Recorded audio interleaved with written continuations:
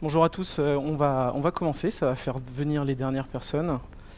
Donc je m'appelle Xavier Delacour, je suis Solution Architect chez AWS depuis un petit peu plus de 3 ans maintenant.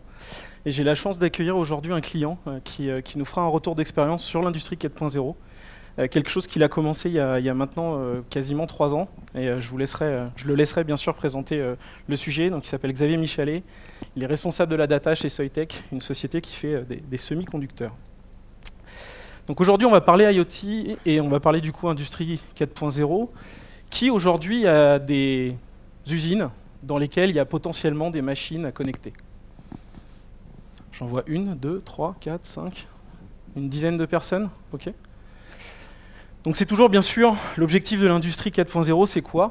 Ça va être de connecter les choses qui aujourd'hui ne sont pas connectées pour essayer d'en tirer de la valeur. Donc on va essayer d'utiliser ces systèmes pour en tirer de la valeur, pour améliorer nos process de fabrication et voir comment on peut faire plus de choses sur la plateforme. Quelle forme ça peut prendre? Ça peut prendre celle-ci. Ça peut être la forme qui va être tout simplement d'assurer du contrôle de qualité sur une chaîne de production. Donc s'assurer qu'on n'a pas trop de déchets et que tout ce qui est produit est de qualité. Donc on va pouvoir utiliser des systèmes de computer vision pour voir en temps réel tout ce qui se passe. Et d'ailleurs Soitec travaille également sur ces sujets.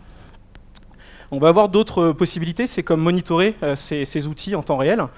Essayer de vérifier justement si on n'a pas de problématique, s'assurer que les moteurs tournent toujours à la bonne vitesse et vérifier qu'on ne surcharge pas la consommation électrique. Donc ça, c'est aujourd'hui des choses qui sont très importantes dans notre monde où on essaye de gagner en énergie et d'être le moins consommateur possible. On va pouvoir, à l'échelle d'une usine et bien sûr à l'échelle de plusieurs usines, essayer d'adapter cette consommation électrique. Et on va également pouvoir faire du monitoring et de la mise en temps réel finalement d'éléments sur la chaîne. Donc par exemple, monitorer la vitesse d'une chaîne de production et l'accélérer à distance parce qu'on a des informations qui nous permettent d'avancer sur ces sujets. Donc l'objectif, ça va être de rajouter sur tous ces éléments des sensors, des choses qui vont nous permettre de capter les informations et de remonter ces informations dans une plateforme pour en tirer de la valeur. Voilà le sujet de base. Et pourquoi est-ce qu'on vous parle de ça aujourd'hui? C'est tout simplement parce que l'IoT aujourd'hui c'est un marché qui transforme l'espace industriel, le marché industriel. On a des propensions de larges estimations qui nous disent que 267 milliards de dollars seront dépensés sur ce marché en 2020, que ça triplera d'ici 2021. Et si on vous dit ça, c'est pas pour vous forcer à investir, c'est juste pour vous dire que toutes les personnes qui aujourd'hui ont des usines sont en train de connecter ces usines et que ce marché va tout simplement exploser parce que tout le monde a pris conscience de ces sujets et va connecter encore une fois de plus en plus ses devices pour améliorer sa production, pour automatiser les réponses aux besoins sur une chaîne de production et s'assurer que finalement la production est la plus efficace possible. Donc voilà pourquoi est-ce qu'on vous met en avant ces données. C'est absolument pas pour vous demander de venir investir forcément, mais sachez que vos concurrents potentiellement ont pris conscience de ce point et que c'est important d'avancer sur ce sujet. Si on reprend un peu l'histoire de la révolution industrielle, donc l'industrie 4.0, c'est ni plus ni moins que la 4e révolution dans l'industrie. Donc on a commencé tout simplement avec des usines qui étaient alimentées par de l'eau et de la vapeur pour traiter des chaînes de production. Ensuite, on a travaillé pendant la 2e révolution au découpage des tâches, minimisation des impacts, et à alimenter tout ça avec de l'électricité. On a essayé d'automatiser et de commencer à automatiser un maximum pendant la 3e révolution.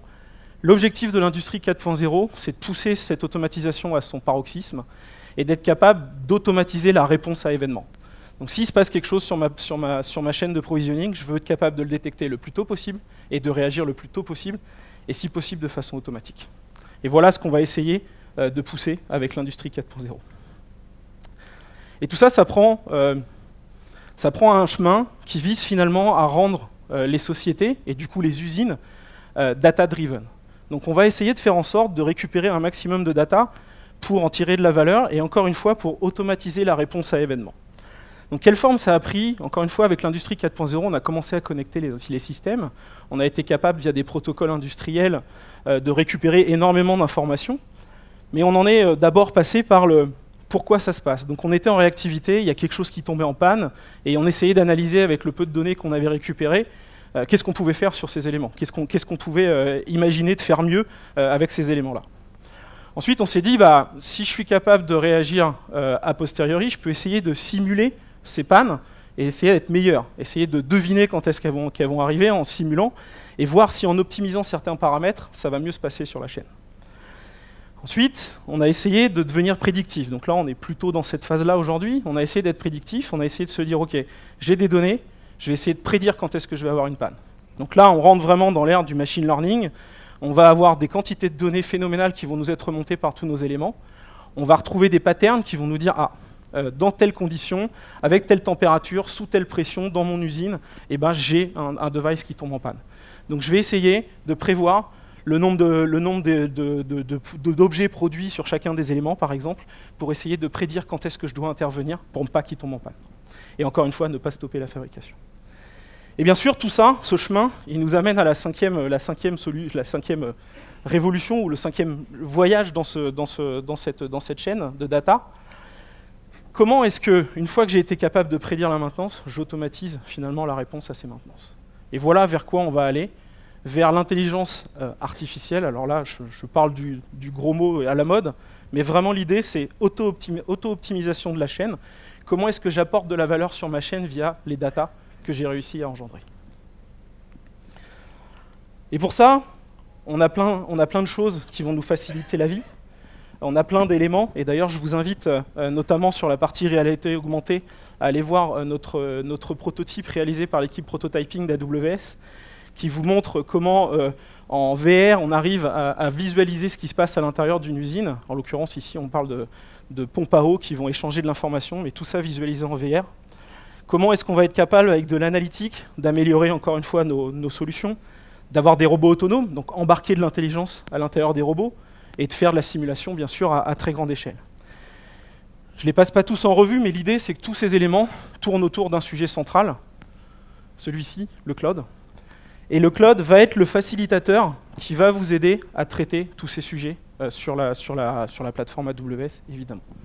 Donc tout ça, pourquoi?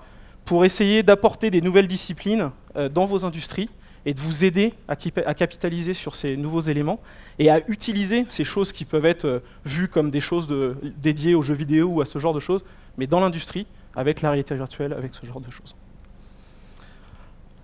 Et aujourd'hui, on en voit trois principales zones d'application. Donc celle dont on parle depuis tout à l'heure, c'est ni plus ni moins que celle-ci, excusez-moi, hop, voilà, là je le vois aussi, c'est parfait. C'est plus ou moins celle-ci, c'est connecter nos machines. Donc bien sûr, connecter nos machines, c'est le point de départ. Pour avoir de la data, il faut connecter ces machines. La deuxième chose qu'on va faire, c'est récupérer la data et l'analyser et la centraliser. Et ça, c'est le point du milieu, c'est comment est-ce qu'on arrive à analyser suffisamment de data, avoir énormément d'informations sur ces données, et pourquoi pas centraliser ces données pour l'ensemble de nos usines, pour avoir à l'échelle de l'ensemble de nos usines, quand est-ce qu'on a des pannes à gauche, à droite, et encore avoir plus d'informations pour être plus pertinent à la réponse sur incident. Et la troisième zone sur laquelle on va pouvoir vous aider, c'est la partie Edge, donc la partie embarquée, tout ce qui va entrer et sortir de l'usine finalement, et qu'on va être capable de faire, mais en dehors de votre usine. Et donc sur ces trois points, AWS va vous aider à apporter des solutions. Qu'est-ce qu'on peut faire avec l'industrie 4.0 du coup? Donc le premier sujet, ça va être d'être capable de tracer, encore une fois, tout ce qui va rentrer et sortir de vos data centers, donc d'améliorer la date à laquelle vous allez être livré, etc. Donc d'avoir des camions qui vont être connectés pour savoir combien vous avez de camions dans la cour qui viennent déverser des données à l'intérieur de votre usine. On a des sociétés comme Trimble qui font ça à l'échelle mondiale, dans plus de 150 pays, et qui ont des millions, voire des milliards de devices aujourd'hui qui sont déployés et qui sont managés à l'aide de la plateforme IoT, et qui arrivent à améliorer leur processus de suivi grâce à la plateforme. Le deuxième sujet sur lequel on va pouvoir travailler, c'est ni plus ni moins la surveillance. Donc c'est un petit peu ce qu'on a vu en amont. C'est la capacité à l'intérieur de l'usine à suivre par exemple les consommables. Donc sur les machines qui s'exécutent dans votre usine, vous avez forcément des lubrifiants qui sont rajoutés au fur et à mesure pour s'assurer que les moteurs ne tournent bien. Donc c'est monitorer ce genre de choses pour s'assurer que rien ne va tomber en panne. La deuxième chose, c'est le suivi de fonctionnement. Comment est-ce que je m'assure que tout se passe bien sur mon usine, que tous mes robots sont connectés et que tout le monde va bien en temps réel. Et bien sûr, la capacité à augmenter l'efficacité de votre chaîne de production et à améliorer la sûreté de vos travailleurs. S'assurer que les robots ne sont pas déclenchés lorsqu'il y a de la population autour de ces chaînes. Et bien sûr, tout ça, ça va se faire avec des protocoles industriels, des choses du marché, comme le PLC, les MES que vous allez avoir dans vos usines, des protocoles comme le SCADA ou vos ERP qui sont hébergés. Toutes ces informations, il faut bien avoir à l'esprit que nos plateformes vont savoir s'y connecter et on verra comment tout à l'heure. Ensuite, on va, comme on l'a vu, gérer la qualité. C'est extrêmement important de savoir en temps réel ce qui se passe sur ces chaînes de production, s'assurer qu'on ne commence pas à produire des éléments qui sont dégradés et s'assurer que du coup on est bon en termes de delivery. Bien sûr, la prédiction des pannes, être capable de prédire quand est-ce qu'une panne va arriver sur un bras connecté ou sur n'importe quel élément de votre usine, c'est important. Et enfin, la maintenance prédictive, donc c'est prédire tout ça et s'assurer que tout va bien se passer. Et également les jumeaux numériques. Donc ça, j'en reviens à la présentation, le prototype qu'on a aujourd'hui et que je vous invite à aller voir de l'équipe prototyping. L'idée, encore une fois, du jumeau numérique, c'est d'avoir une reproduction à l'identique de ce qui se passe dans votre usine et d'être capable finalement d'appliquer des modifications et de voir ce que ça aurait comme impact sur votre usine. Donc c'est vraiment extrêmement intéressant et je vous invite à aller voir la présentation de notre équipe prototyping. Et comme je le disais tout à l'heure, l'autre point qui va être extrêmement important, c'est la tour de contrôle. Toutes ces données, c'est bien de les avoir, mais c'est bien de pouvoir aussi les manipuler, d'en tirer de la valeur. Et si on est capable de le faire à l'échelle d'une usine, on est capable de le faire à l'échelle de X usines. Et si on est capable de le faire à l'échelle de X usines, on est capable d'être beaucoup plus pertinent sur ce qu'on va mettre à disposition. Comme solution de contournement, évidemment. Et bien sûr, des clients industriels, on en a beaucoup sur la plateforme, dans tous les secteurs, que ce soit Samsung côté électronique, que ce soit des GE côté électricité, que ce soit 3M sur les productions de scotch et autres. Voilà, des sociétés de tous les types qui aujourd'hui font ce pari de l'industrie 4.0 et font ce pari de transformer leur industrie et d'améliorer leur productivité. Et pour prendre un exemple, je vais prendre l'exemple de Pentair. Donc Pentair, c'est une société qui fait des filtres à eau. Et ce qu'ils font, à l'aide de la plateforme IoT, c'est tout simplement, ils récupèrent en temps réel les données provenant de leur filtre à eau pour savoir s'ils sont propres, s'ils sont sales, etc. Et surtout, dans les bassins de poissons sur lesquels les filtres à eau sont placés, ils mesurent en temps réel s'ils doivent rajouter des produits ou pas sur les maladies qui vont être détectées potentiellement dans les bassins. Et ça, que ce soit dans des endroits où il y a de la connectivité, à l'aide de la plateforme IoT Core, comme elle s'appelle, ou des endroits où il y a moins de connectivité, avec des devices comme AWS Greengrass, qui sont des éléments qui vont vous permettre tout simplement d'avoir des solutions de réponse à messages provenant de la plateforme IoT, mais en local, à l'endroit où vous avez peu de connectivité. 2 points très importants liés à ça. Vous allez être capable de récupérer toujours vos datas sur le device qui embarque Greengrass. Et la deuxième chose, c'est que vous allez être capable de réagir sans même avoir de la connectivité vers l'Internet. Donc voilà, des exemples de solutions innovantes pour arriver à gérer le traitement des maladies dans les bassins de poissons d'élevage. Maintenant qu'on a dit tout ça, comment on fait? Donc comment est-ce qu'on envoie nos données dans le cloud? Comment est-ce qu'on travaille? Donc la première chose, ça va justement être de trouver une solution qui va vous permettre de prendre toutes les datas que vous allez collecter sur tous ces outils et de les envoyer dans le cloud. Ensuite, c'est bien de les stocker dans le cloud, mais on n'a surtout pas fini à ce moment-là. On va juste commencer à les analyser et à avoir des outils qui vont nous permettre de visualiser et d'analyser à l'échelle d'une ou encore une fois de X usines tout ce qui se trouve dans les datas qu'on a collectées et d'essayer de trouver là où on va pouvoir donner de la valeur. Donc d'essayer de détecter des patterns qui vont dire « Ah oui, là j'ai un problème sur une machine qui tombe en panne toutes les X temps. » Essayer de trouver ce genre de pattern pour améliorer les choses. Et bien sûr, une fois qu'on a dit ça, c'est bien sûr de tirer parti de l'AIML, donc du machine learning, pour analyser toutes ces données, parce que vous n'allez pas forcément tout voir à la main. Quand on a des milliards de lignes, c'est compliqué de faire l'étude à la main. D'utiliser ces modèles pour essayer de détecter des patterns, et encore une fois, être capable de réagir automatiquement lorsqu'il y a un incident qui se passe sur la chaîne de production, ou en cas d'adapter ce besoin. Donc pour commencer, on va exporter nos données. Alors exporter nos données, oui, c'est bien, mais pourquoi est-ce qu'on va le faire? Donc encore une fois, on va passer par ce qu'on appelle un data lake. Alors je pense que le mot, vous avez dû l'entendre aujourd'hui, et vous n'avez pas fini de l'entendre. Donc l'objectif, ça va être de mettre à disposition de ces données dans un endroit, dans un réceptacle, qui sera capable d'être lu par toutes ces solutions d'analytics, toutes ces solutions de machine learning dont on a parlé. Ça, c'est l'aspect technique. Mais pourquoi est-ce qu'on fait ça? Tout simplement, et je pense que le mot-clé ici, c'est siloter, c'est pour désiloter ces données. Donc c'est prendre toutes ces données qui aujourd'hui sont emprisonnées, sans jeu de mots, dans votre usine, et les mettre à disposition pour que les gens qui peuvent tirer de la valeur sur ces données les aient à disposition et puissent la traiter, l'analyser, et encore une fois appliquer des modèles intelligents sur ces données et simuler encore une fois des problématiques. Donc c'est comment ouvrir ces données pour les mettre à disposition des data scientists et de toutes les personnes qui savent traiter de la data à très fort volume dans vos sociétés. Voilà l'objectif d'export de ces données vers la plateforme. Et pour ça, bien sûr, on va vous aider. On ne va pas vous laisser tout seul. On a développé tout un ensemble d'outils qui vont vous aider de répondre à ces problématiques. Dans vos usines, vous avez certainement des outils type PI qui vont récupérer déjà beaucoup de data. On a des partenaires qui vont vous aider à tout simplement connecter ces données vers un data lake. Donc je prends l'exemple d'Osisoft ou Siemens, qui vont être capables de se connecter à vos outils de PI et de remonter ces informations à l'intérieur du cloud. Ensuite, on va pouvoir tout simplement se connecter sur des protocoles industriels comme OPC UA ou Modbus. Et pour ça, on en a parlé tout à l'heure, on a parlé d'AWS Greengrass. AWS Greengrass, c'est un outil qui va reproduire l'équivalent d'une plateforme IoT en local, près de chez vous, et qui va savoir discuter avec vos plateformes sur les protocoles propriétaires qu'on cite ici. Donc type OPC UA, Modbus. Donc gardez à l'esprit que ici, ce sont des exemples. Si vous utilisez d'autres protocoles, OPCDA ou tout autre protocole industriel, on a des partenaires qui travaillent avec nous pour offrir ces connecteurs et vous permettre tout simplement de remonter encore une fois ces données dans le cloud. Ensuite, on va pouvoir utiliser des protocoles standards type MQTT, donc tout ce qu'il y a de plus standard en termes de communication sur des protocoles IoT, et également des réseaux qui vont vous permettre de connecter des endroits où vous avez très peu de connectivité, type LoRa ou Sigfox.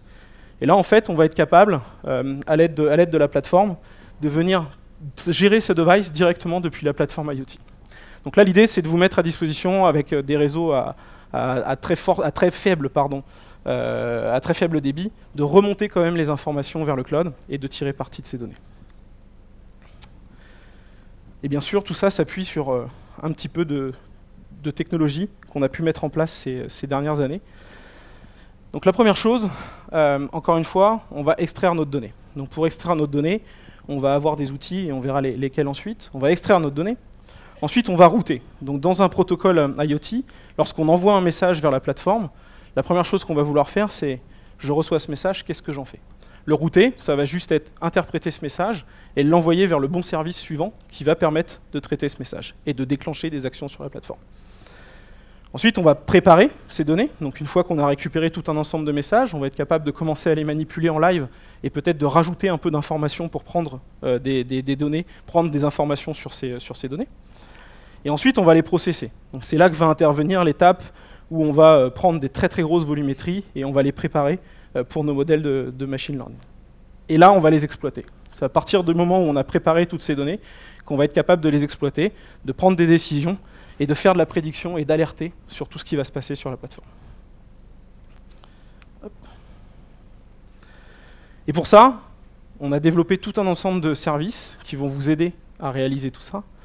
Donc la première chose, c'est toute la partie device software, donc tout ce qui est edge, tout ce qui va se trouver dans votre usine et qui va permettre de connecter tous les objets que vous avez à l'intérieur de ces usines. La seconde partie, c'est tout ce qui est contrôle de service, donc toute la plateforme IoT en elle-même qui va tourner à l'intérieur du cloud. Donc comment est-ce qu'on gère la récupération des messages, l'envoi des messages vers une autre plateforme, l'alerting si jamais vous avez un device qui devient potentiellement un petit peu fou. On a eu un cas il y a quelques années de caméra connectée qui avait généré un DDoS sur une plateforme. Bah, typiquement, ce genre de choses, on est capable de l'éviter sur la plateforme avec ce genre de solution. On va être capable de détecter en temps réel si un device en fait, devient un petit peu fou, on voit trop de messages, on voit pas assez de messages, etc. Et le bloquer finalement, l'isoler de la chaîne avant que vous ayez des problèmes sur la plateforme. Ensuite, on va avoir des services de data qui vont vous permettre d'analyser toutes ces données. Donc soit via des time series, être capable de prendre des valeurs sur X temps et analyser ces données à l'échelle. soit tout simplement, encore une fois, de faire du rendu, de la BI sur ces données, de faire du suivi, d'être capable de voir en temps réel ce qui se passe à l'intérieur de votre usine. Et puis ensuite, on va processer, donc être capable finalement, une fois que nos données sont arrivées dans le data lake, de prendre toutes ces données et de les traiter à très très grande échelle. Donc là, on parle de gigas, téras de données, qu'on va traiter à très très grande échelle, tout ensemble, et appliquer des transformations pour préparer ces données à être analysées par des modèles de machine learning, ou en tout cas à enrichir le training, donc la formation de ces modèles de machine learning. Tout ça, pour mettre tout ça à disposition, encore une fois, de vos data scientists et des personnes qui vont savoir traiter la data à l'intérieur de vos environnements. Hop. Et tout ça s'appuie donc sur une suite de services IoT, comme on les a cités depuis le début.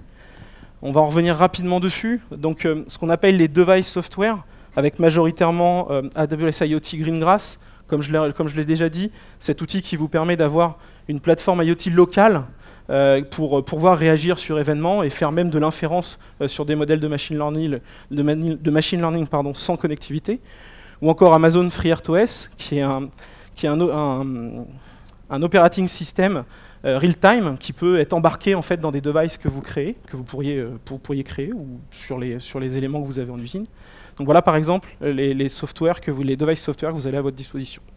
Ensuite, bien sûr, il y a toute la plateforme IoT autant que telle, donc tout ce qui est control service avec la plateforme IoT qui reçoit tous les messages et qui les route, mais aussi toute la plateforme de device management qui vous permet à une échelle énorme, donc des millions, des milliards potentiellement de devices, de gérer vos devices et de savoir qui envoie quelle information, et surtout, par exemple, d'être capable de faire des updates sur ces devices à une très grande échelle, savoir que vous voulez mettre à jour tous les devices qui sont dans telle version de firmware, par exemple.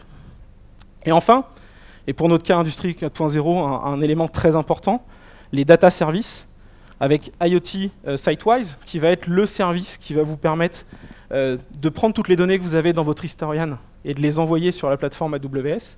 Donc ça, c'est un premier service qui va être à votre disposition. Et IoT Analytics, qui va vous permettre tout simplement d'analyser ces services à grande échelle, ces données à grande échelle qui auront été véhiculées vers le cloud. Voilà pour cette overview de ce que vous avez à votre disposition sur la plateforme pour l'Industrie 4.0. Et maintenant, on va passer sur un cas concret réalisé par Xavier. Merci beaucoup. Merci.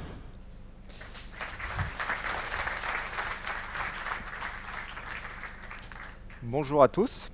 Je vais commencer rapidement par vous raconter une histoire sur effectivement le premier device IoT qu'on a introduit dans les usines de Soitec. Je vais commencer par vous présenter Soitec rapidement pour vous dresser aussi un petit peu le contexte. Soitec, c'est une entreprise de 1000 personnes. On travaille aujourd'hui, on a deux usines, une à Grenoble et une à Singapour. En deux mots, on crée des substrats innovants. Qu'est-ce que ça veut dire? Donc Soitec a créé en 91, c'est une spin-off du CEA.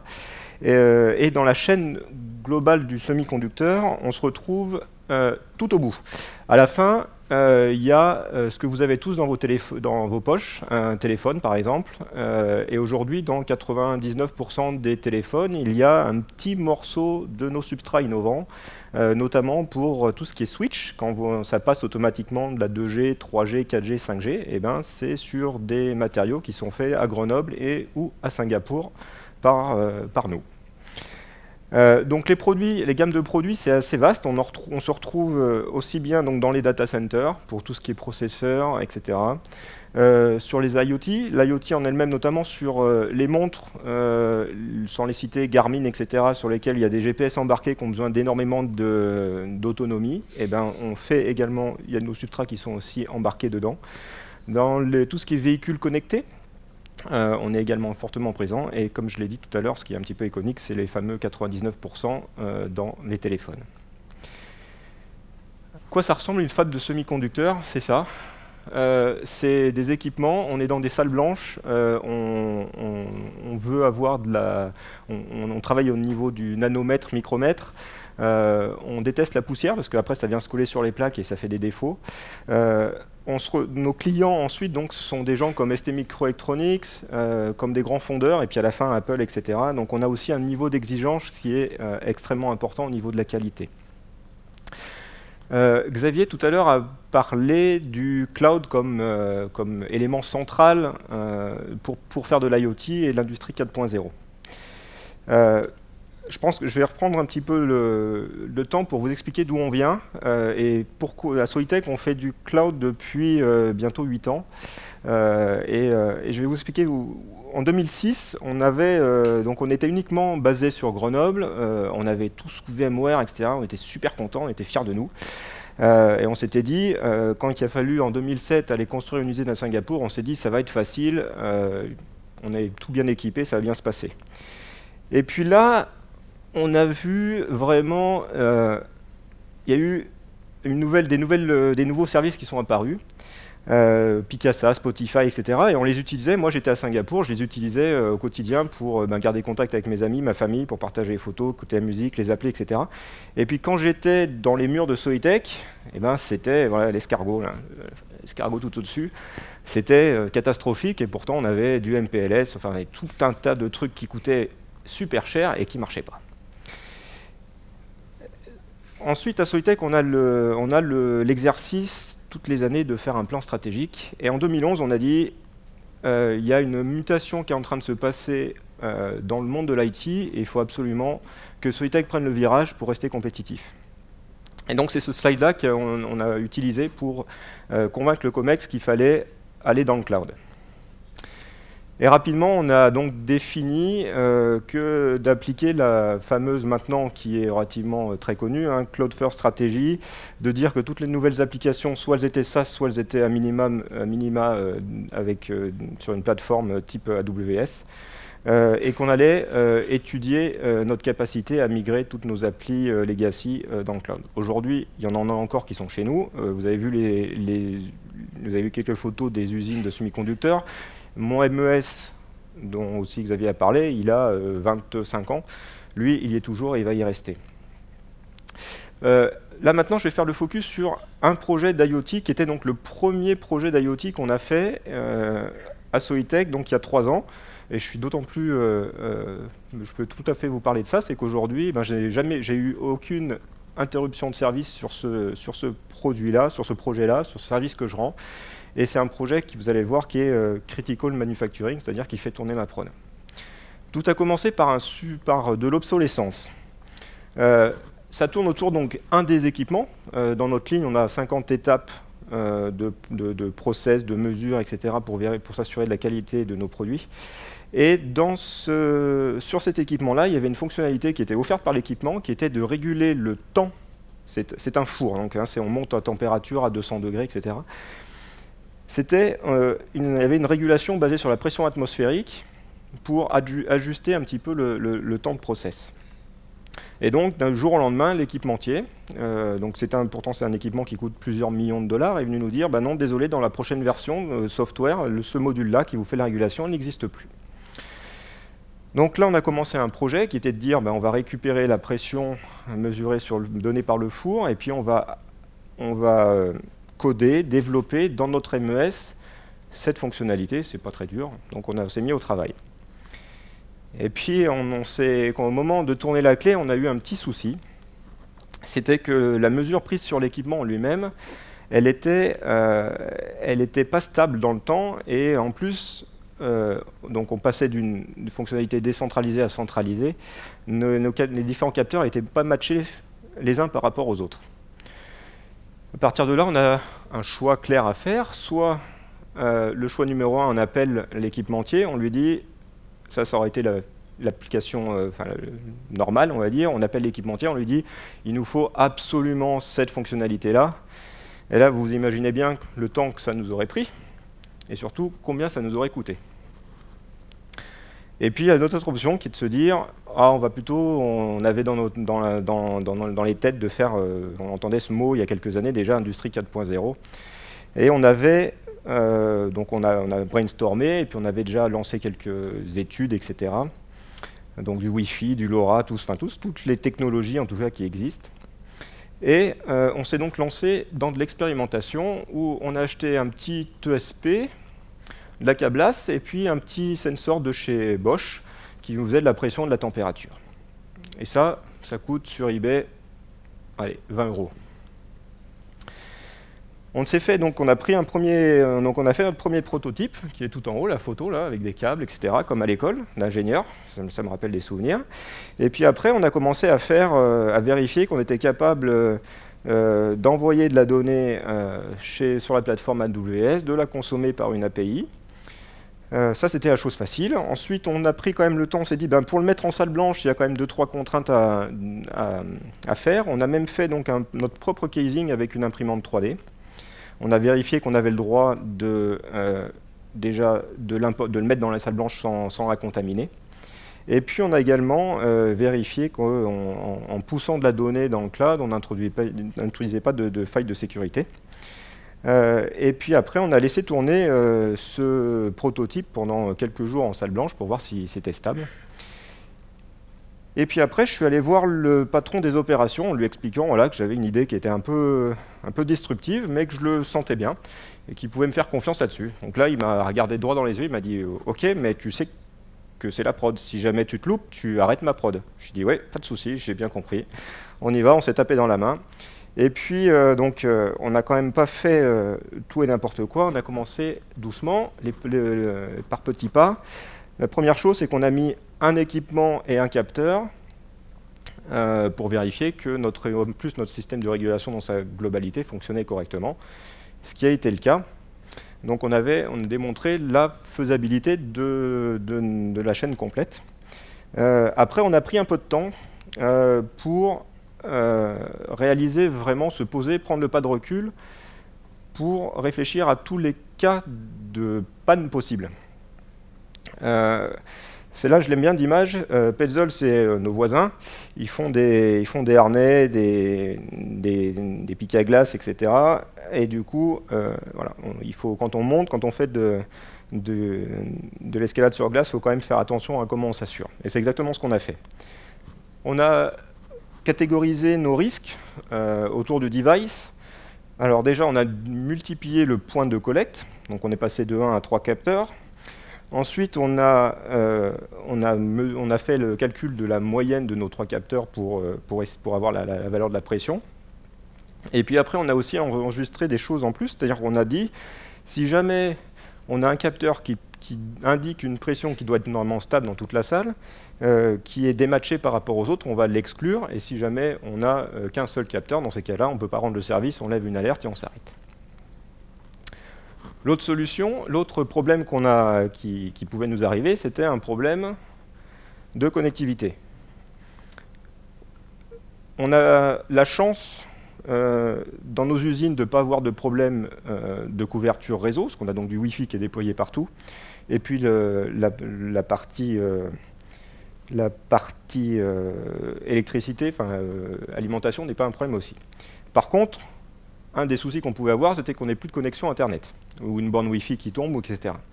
Et donc pour ça, on a créé un petit device, on a fait une version 2.0 de notre device, où on a rajouté un petit écran pour prévoir le mode dégradé, c'est-à-dire que si jamais on n'a plus, ou même éventuellement un problème chez AWS, mais ça j'y crois pas, l'utilisateur dans la salle blanche pourra regarder la valeur qui est sur l'écran, et puis la rentrer de manière manuelle, selon une procédure avec un double check, parce que ça touche directement la prod, donc il y a des procédures à suivre.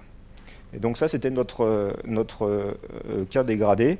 Et on allait voir donc la prod avec tout ça, avec cette étude.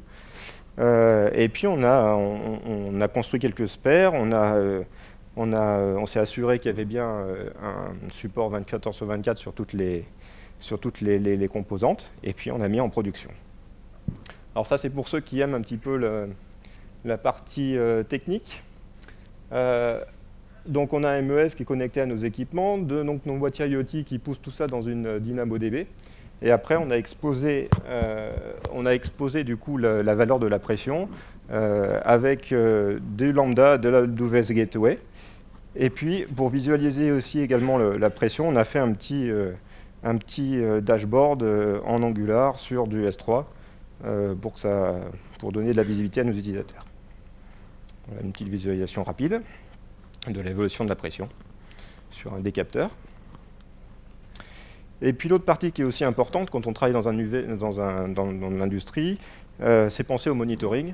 Et pour ça, on a dans la boîte à Lego d'AWS des composants qui nous permettent aussi bien donc avec du SNS, du CloudWatch et du Lambda de s'interfacer directement avec notre outil ITSM ServiceNow.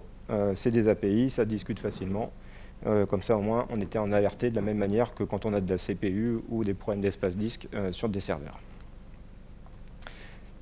Les résultats de tout ça, c'est que la solution qu'on a mise en place, elle est vraiment peu coûteuse.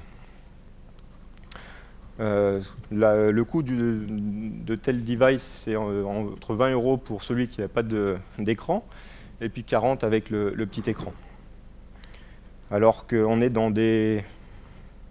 Au total du projet, on est dans des facteurs x10, x100 par rapport à la manière traditionnelle si on est allé voir l'équipementier pour nous faire une version qui faisait le même travail. L'autre point important aussi, c'est la flexibilité sur les coûts. Là, à chaque fois que je produis, je fais un appel sur du Lambda, et Lambda, on paye uniquement à l'utilisation. Donc, je produis plus, je paye plus, je produis moins, je paye moins. C'est exactement ce que me demandent les gens des opérations, d'avoir de la flexibilité dans les coûts. Et puis, l'autre point très important, c'est qu'on a vraiment l'impression d'avoir découvert les nouvelles IT. Ça, c'est les microservices.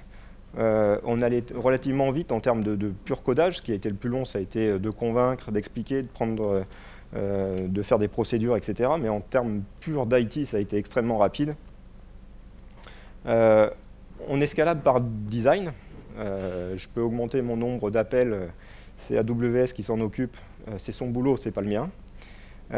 Et puis, en termes de support, c'est excellent. Il n'y a rien, ça tourne depuis 3 ans. De temps en temps, on doit monter de version de Node.js, mais c'est tout. C'est vraiment réduit au strict minimum. Et puis, voilà, ça fait 3 ans que ça tourne, j'ai aucun souci. Et puis en plus, c'est ouvert, il y a des API. J'ai d'autres gens qui, dans un projet, veulent avoir la valeur de la pression et température de la salle blanche. Ils l'auront de manière extrêmement facile. Voilà pour moi. Je repasse la parole à Xavier.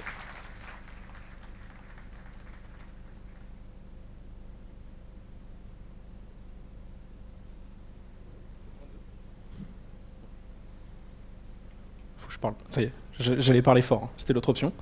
Merci beaucoup Xavier pour ce feedback. Donc en conclusion, vous avez compris ce qu'on peut faire avec l'industrie 4.0. Il y a énormément de possibilités. AWS vous aide vraiment sur les données, les capteurs en amont de votre usine, à l'intérieur de votre usine et sur le pilotage de vos usines à l'échelle, encore une fois sur une ou plusieurs usines. Une fois que vous avez fait ça, la prochaine question à se poser, c'est quel problème vous voulez résoudre. Et pour ça, on a des gens dans la salle, si vous avez des questions sur ce sujet qui sont présents. Donc je vais demander à Philippe de se lever, Philippe Saadé, business developer à IML, qui connaît ces sujets sur le bout des doigts puisqu'il l'a juste vécu. Et un deuxième personne que je vais demander de se lever, Gontran Filet, business developer IoT, qui maîtrise les sujets IoT sur le bout des doigts. Si vous avez des questions, je vous invite à aller les voir. Et une troisième personne que je vais demander de se lever, Magali, qui fait partie de l'équipe Prototyping IoT. Je vous en ai parlé plusieurs fois. Vous pourrez la voir au niveau 1, si je ne dis pas de bêtises, près du démonstrateur dont je vous ai parlé 2 ou 3 fois. N'hésitez pas à aller voir, c'est assez bluffant d'avoir ce jumeau numérique et cette capacité d'interagir avec une usine connectée. Un dernier point, toutes les personnes que j'ai citées organisent tout ensemble, et j'en fais partie, j'ai la chance d'en faire partie, merci à vous, un événement Industrie 4.0 à Lyon. L'événement aura lieu le 23 mai 2019.